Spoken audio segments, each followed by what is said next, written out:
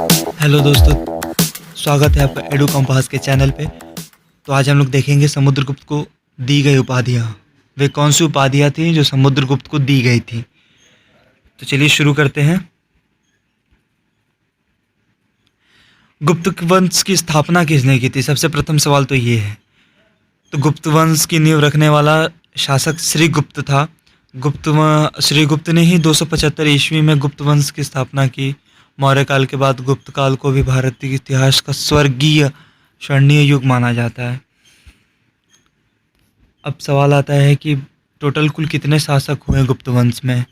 तो गुप्त वंश की वंशावली कुछ इस प्रकार है कि श्रीगुप्त, घटोत्कच, चंद्रगुप्त प्रथम, समुद्रगुप्त, रामगुप्त, चंद्रगुप्त द्वितीय, स्कंदगुप्त जैसे शासक हुए। इस वंश में 3 प्रमुख शासक थे, चंद्रगुप्त प्रथम, समुद्रगुप्त और चंद्रगुप्त द्वितीय। जो विक्रमादित्य थे उन्हें चंद्रगुप्त द्वितीय के नाम से भी जाना जाता था। तो ये देखते कुछ समुद्रगुप्त के बारे में। समुद्रगुप्त की मृत्यु 380 सी में हुई थी, ईस्वी पूर्व में हुई।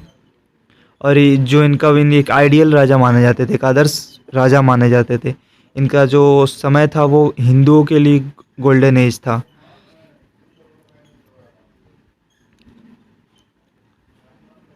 समुद्रगुप्त राजवंश के चौथे राजा थे और चंद्रगुप्त प्रथम के उत्तराधिकारी एवं पाटलिपुत्र उनके साम्राज्य की राजधानी हुआ करती थी। वे वैश्विक इतिहास में सबसे बड़े और सफल सेनानायक एवं सम्राट माने जाते हैं। वे अभी तक माना जाता है इतिहास के अनुसार कि वे कोई भी जंग नहीं हारे अपने जीवन में, किसी भी लड़ाई को हारे नहीं। और उनका शासनकाल भारत के लिए स्वर्ण युग जैसा रहा।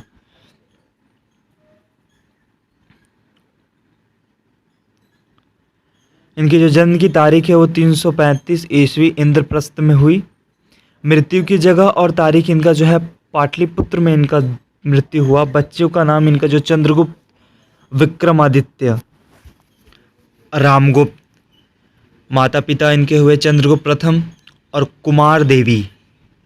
दादा या नाना जो इनके हुए घटोत्कच गुप्त।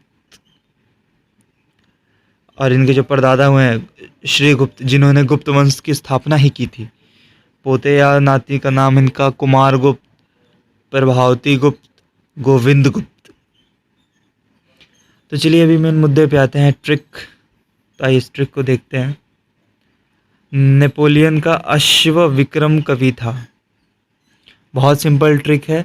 नेपोलियन का अश्व विक्रम कवि था। नेपोलियन से भारत का नेपोलियन इन्हें कहा जाता था। इस नाम से भी विख्यात थे, प्रसिद्ध माना जाता था इन्हें। अश्व, अश्वमेघ, विक्रम, विक्रमांक, कवि।